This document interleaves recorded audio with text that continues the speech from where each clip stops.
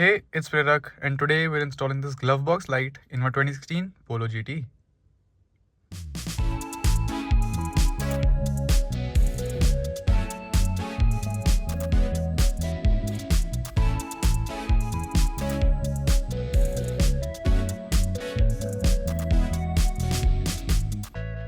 This right here is an OEM glove box light which was offered in the older cars, basically the Jetta, Laura, Suburban, all those older cars, and it can fit the Polo's glove box as well after making a small rectangular cut. So for this we are going to need the glove box light obviously, and its connector and two terminals. There are a couple of ways to add a glove box light to your glove box. One is this light itself. The other is replacing the glove box entirely with a 2020 or higher Polo's glove box, or Ventos or Rapids, because they all got it. And the third way is not OEM. It is to just add a switch behind this panel right here, so that switch, when the glove box is closed, it gets pushed in and breaks the contact, and you can add any light at the roof of the glove box. I will link that video in the description as well. But I am going to be using this glove box light right here, and as you can see I have it installed already. So let's see how I did that. As you can see, in relatively bright conditions, the visibility inside the glove box is really low, and in darker conditions nothing is visible at all. So a light is much needed.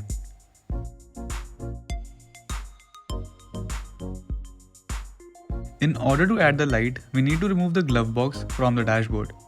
It is held in place by 7 T25 Torx screws and a single lock on the side. 5 of the 7 screws are located inside the glove box.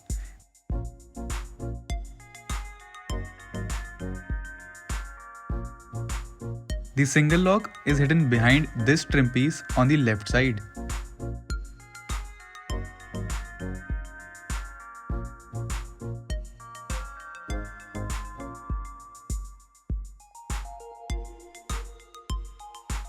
And there are last 2 screws at the bottom of the glove box.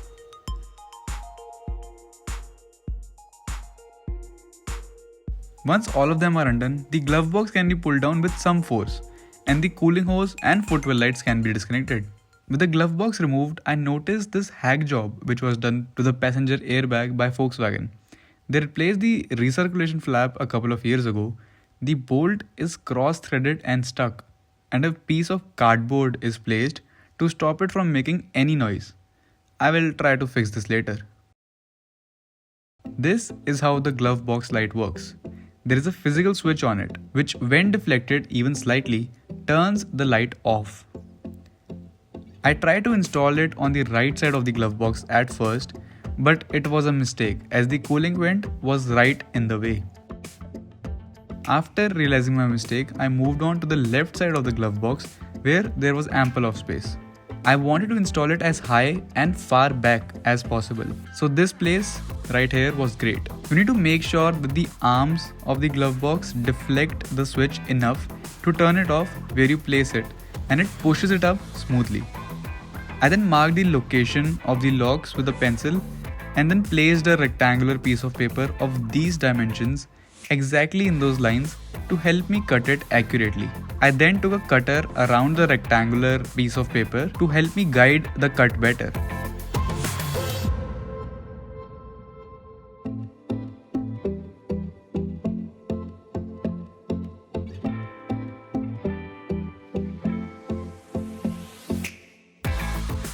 After cutting it to size and resizing it as required with a cutter, the light finally fit inside it, and its working could be tested.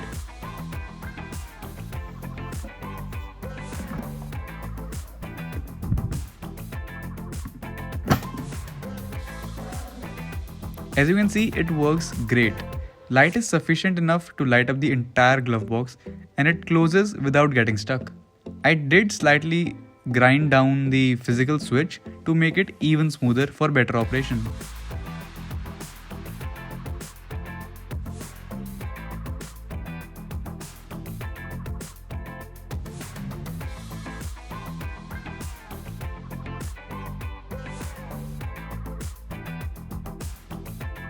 After the light was installed, it was time for wiring.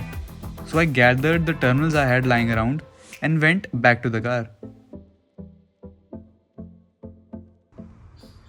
To wire this connector, the polarity doesn't really matter because it is a festoon style bulb, so it's reversible even if you put an LED into it. So it doesn't matter where you give power or ground. Now for the power, I'm going to give it from the footwell light connector. As you can see, I've already utilized the power from this. The stock connector is right here. I have used an extender to avoid splicing into the factory harness, so that's safe and sound. I've tapped into the footwell light multiple times. We will take the power from here and not the ground, because if we take the ground from here, then this connector will only be powered when the footwell lights are on, but we want this to have power constantly. So we will take the power from here and give it a separate ground directly to the chassis so that it has constant power. So now I have given power from the footwell light connector. As you can see, the power is running to there, and I've given the ground to the wiring loom which is running towards the door. I had already used this ground for the passenger seat because I have electric seats in my car.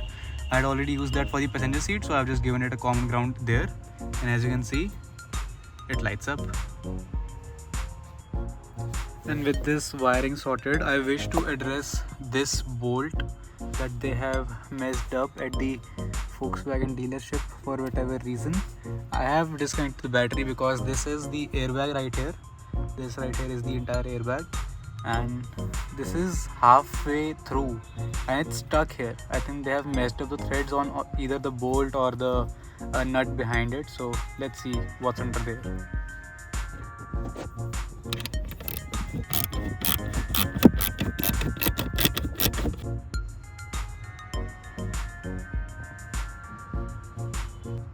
So I just put back the bolts because I think this is not coming out. There is no way for me to hold the ring behind it which has the threaded insert in it. There's no way to hold it. This is such an awkward position. I think they don't teach you at Volkswagen that if a bolt is going at a different angle than it should, you should stop right there and stop causing more harm than you need to, because now this is the thread is part of the airbag. So even if I do get a new airbag, removing this is the most difficult part. I need to cut this bolt out if I ever get a new airbag. I'll keep this in mind for the future, but for now there's nothing I can do about it. Distressed and helpless about the airbag situation, I started to put the glove box back in with all of its accessories.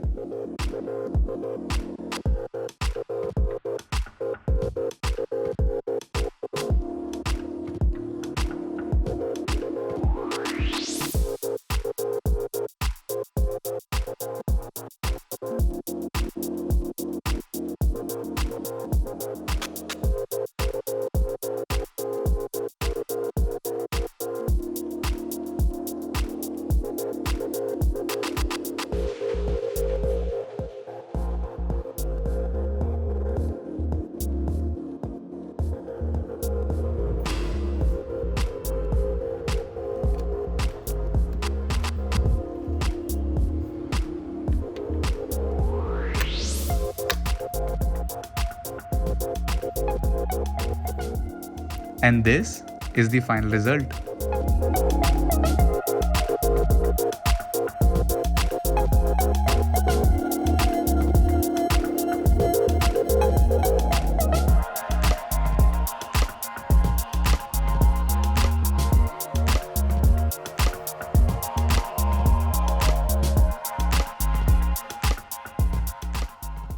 There is just one issue, however. The light bleeds down to the passenger footwell. The easy fix for it is just to pack it with some insulation, and a much better fix is to create a border around the light itself. And I will do this in the future as well while addressing the airbag.